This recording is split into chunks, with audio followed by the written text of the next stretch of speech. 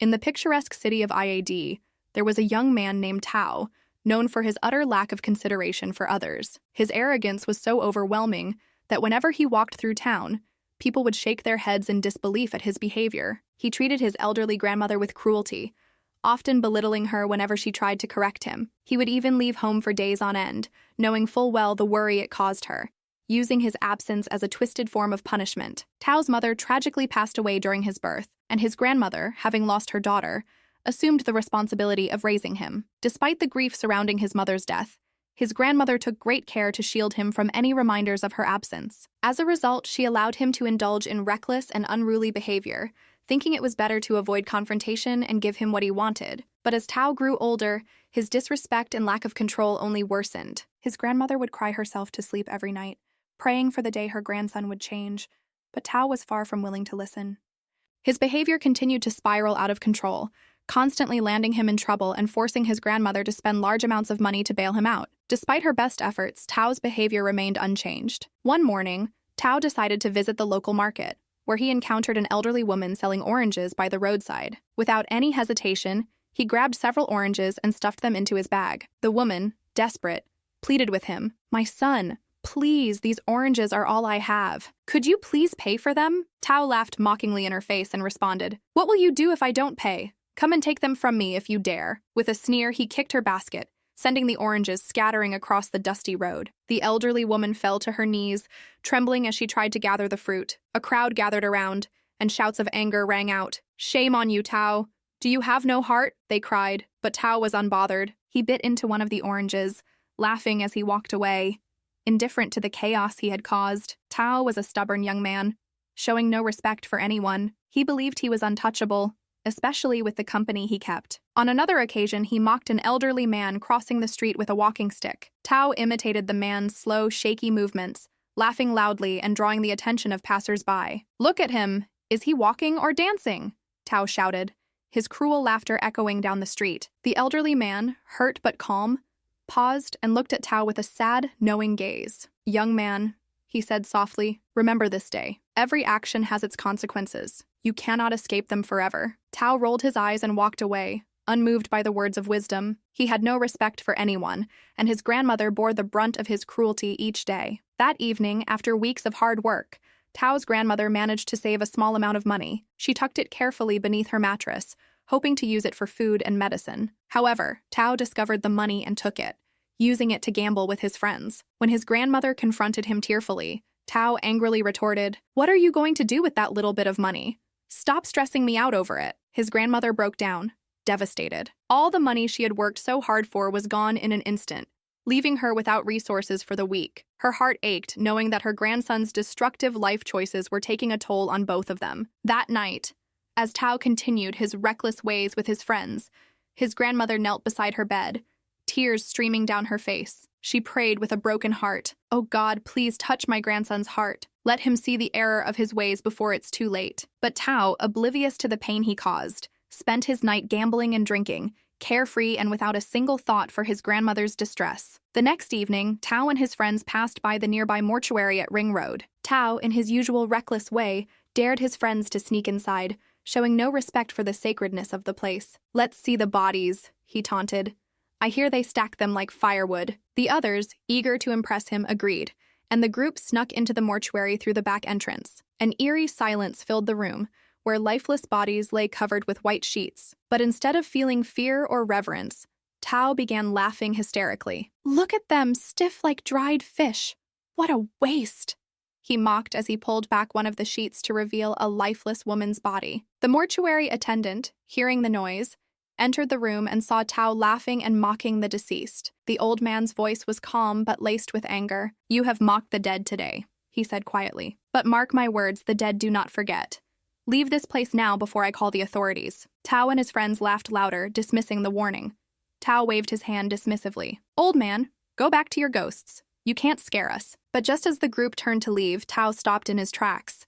With a mischievous grin, he turned back to the woman's body. "Look at her lying there like she owns the place," he mocked again. In an act of sheer disrespect, Tao reached out and touched the deceased woman's body, laughing loudly as his friends gasped in shock. The mortuary attendant's face went pale as he muttered under his breath, "May the dead have mercy on you, boy." Tao and his friends exited the mortuary, still chuckling, but something felt wrong. The bustling streets of IAD, usually filled with noise and energy, now seemed unusually quiet. As they walked away, a strange silence seemed to follow them. Tao, once carefree and filled with laughter, couldn't shake the feeling that something was watching him. That night, as he lay in his bed, the usually warm and stuffy room felt unnervingly cold. He tossed and turned on his thin mattress, his eyes darting around nervously at the shadows in the corners of the room. Suddenly, he heard it, a faint whisper. "Tao." He froze, sweat beginning to bead on his forehead. "Who's there?" he asked, his voice trembling in fear. The whisper came again, louder this time. "You are mine," the voice said, sending a chill down Tao's spine. In a panic, Tao turned on the light, but there was no one there. Had he been dreaming?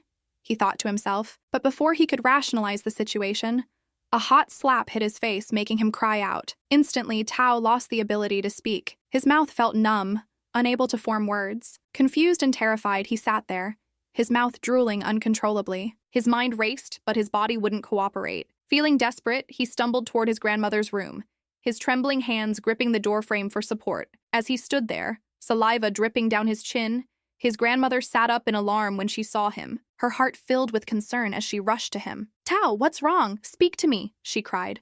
But Tao could only make incoherent sounds, his mouth refusing to obey him. His grandmother, full of worry, cupped his face in her hands, searching his eyes for answers. "Did someone hurt you, Tao?" she asked softly, her voice filled with anguish. Tao, tears streaming down his face, shook his head violently, unable to say a word. Her panic deepened as she helped him sit on the edge of her bed. She whispered prayers under her breath. "God of mercy, whatever is wrong with my grandson, please have mercy. Please, Lord, don't let him suffer like this." Tao, sitting by his grandmother's side, could not find peace. The oppressive cold clung to his skin, making it impossible to sleep. The next morning, news spread throughout the neighborhood that Tao had lost his ability to speak. His friends, the ones who had accompanied him to the mortuary, came to visit. Their faces were pale with fear, and one of them whispered, "This isn't normal. That mortuary attendant warned us. I knew we shouldn't have gone there." But this was only the beginning of Tao's torment. Every time Tao closed his eyes, he saw the face of the dead woman. Her pale skin, hollow eyes,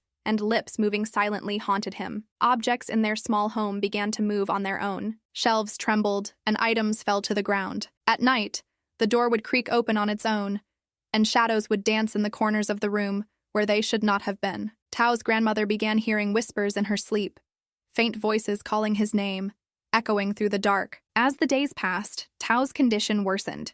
He became gaunt, unable to eat or drink properly. People in the neighborhood began to gossip. Some believed that Tao had contracted a deadly disease, while others whispered that he was cursed. They mocked him, and Tao, feeling dejected and isolated, withdrew from everyone. His grandmother, desperate to help, tried everything she could think of, but nothing seemed to work. Doctors examined Tao, but they found nothing physically wrong with him. As Tao's condition grew more dire, his grandmother grew more anxious.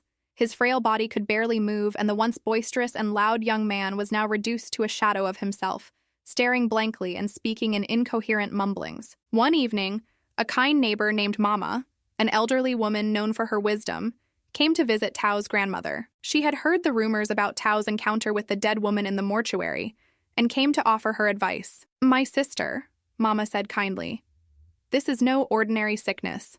Take your son back to where it all began. The dead do not forgive easily when they are disrespected." Tao's grandmother listened intently, her heart heavy with fear and uncertainty. Together, they made their way back to the mortuary the next morning, where they met Baba Deji, the same attendant who had warned Tao. Baba Deji was standing at the entrance of the mortuary, his sharp eyes studying Tao's trembling form. He shook his head in disappointment. "You have mocked the dead, young man," Baba Deji said in a low voice, "and now you have awakened something that cannot easily be silenced." Tao's grandmother pleaded with him, her voice filled with desperation. "Please, Baba, help my son. Whatever it takes, we will do it." "Please, don't let him die like this." Baba Deji sighed deeply and motioned for them to follow him inside. They were led into a small room lined with old shelves and flickering candles. Baba Deji sat on a wooden stool, muttering a few words under his breath before he turned to Tao. "I have a gift," he began, his voice low and steady. "A gift that allows me to speak to the spirits, to communicate between this world and the next. The woman you disrespected, her spirit has spoken to me." Tao's grandmother gasped, clutching her chest, while Tao, his hollow eyes fixed on Baba Daji, remained silent. The woman you mocked, Baba Daji continued, was not just any corpse. Her name was Abeni. She passed away with a deep sorrow in her heart. She had no family, no husband, and no children. She died from a broken heart, carrying the weight of loneliness into the grave. Her spirit cannot find rest because she was denied love and companionship in life. Baba Daji's voice dropped even lower. And now she has chosen you, Tao, he said solemnly.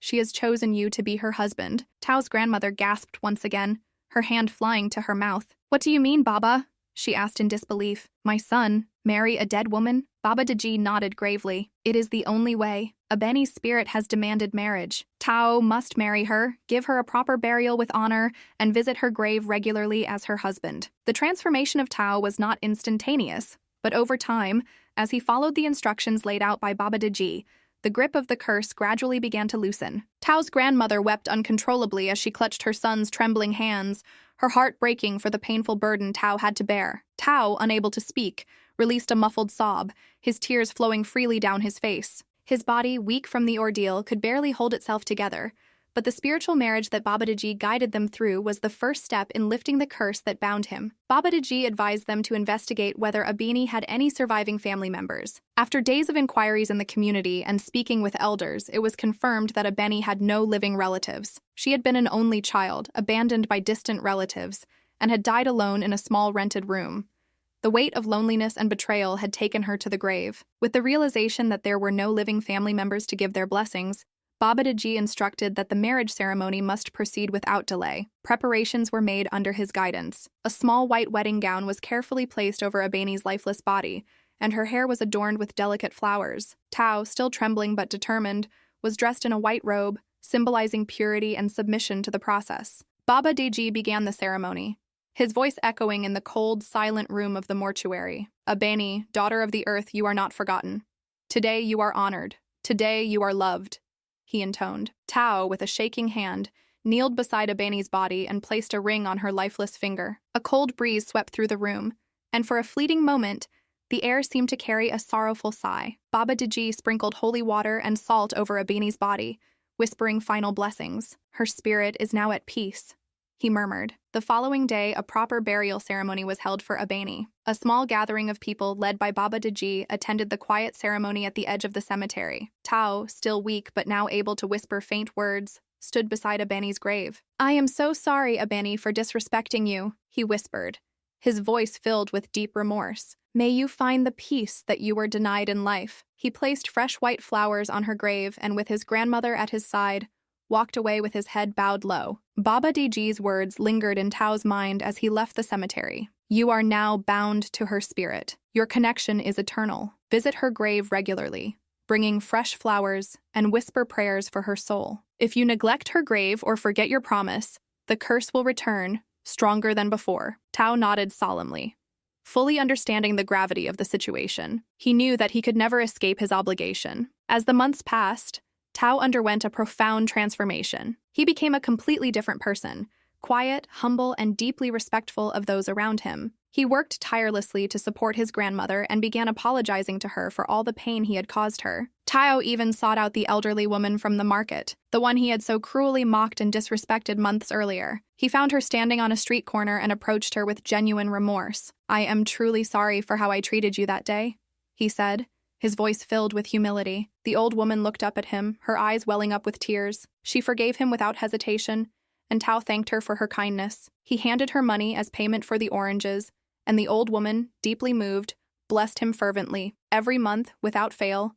Tao visited Abeni's grave. He would kneel before it, placing fresh flowers on the tombstone and whispering prayers for her soul. Over time, the people of the community began to notice the drastic change in Tao. They spoke in hushed tones about the boy who had once mocked the dead, but who was now living a life filled with kindness and respect. Tao has changed, they would say. The dead taught him a lesson he will never forget. Tao, for the rest of his life, carried the weight of his past actions and the memory of Abeni, the bride he never truly knew, but was forever bound to in spirit. At the quiet cemetery on the outskirts of IAD, a gravestone stood with the inscription, Abeni, beloved and remembered, rest in peace. And every month, a young man named Tao would kneel before it, honoring a promise made in fear. but kept in love. The lesson to be learned from Tao's story is clear. Every action, no matter how small or seemingly insignificant, carries consequences. Tao's reckless behavior led to a curse that cost him his peace, his health, and nearly his life. However, the story also serves as a reminder that even those who commit wrongs can change. Tao was given the opportunity to make amends and change his life. His transformation into a humble, kind-hearted man proves that people can change when they truly acknowledge their mistakes and seek redemption.